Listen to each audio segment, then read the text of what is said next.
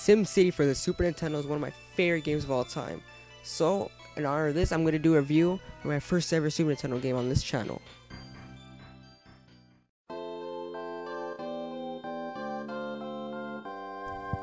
Before The Sims, there was SimCity, originally released in 1989 for the PC. Max's seminal game basically invented the city building genre by creating a simple yet exceptional addictive system for managing a modest town for developing it into a bustling metropolis.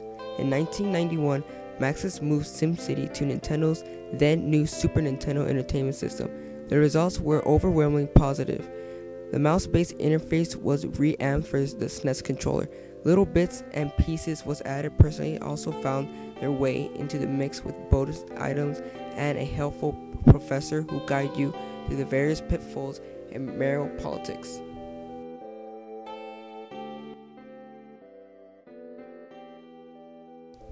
SimCity makes the art of city building a breeze. You start out by picking a world terrain on which you like to build your town.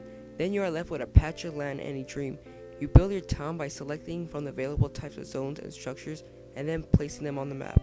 Basic zones including residential, commercial, and industrial zones.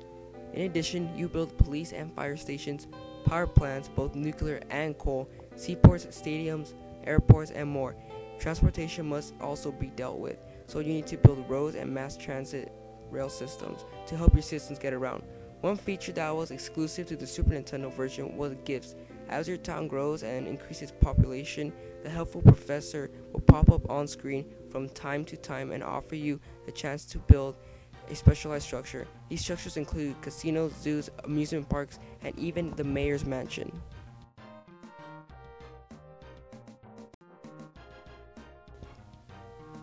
But simply building a city isn't the draw of the game. The true balancing act of SimCity is to keep the people happy. Citizens will complain about any issues that are causing them stress. These stresses include taxes, pollution, traffic, crime, unemployment, or even housing costs, to name a few. Failure to address these issues will result in toppling of your approval rating.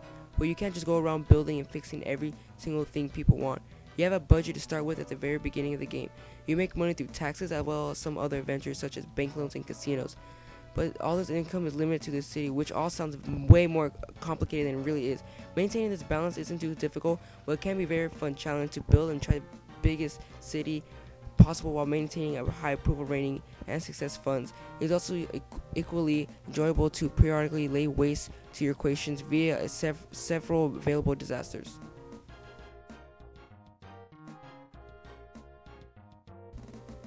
The city building genre has came a very long way over the years, but even with all that progress, SimCity for the Super Nintendo still holds up very well. Sure, it looks and sounds old, but it's still some of the most fun you'll ever have building your own city. This game is extremely high on my list for one of the most fun games I've ever played before in my life. This game you should really check out, and thanks for watching this review.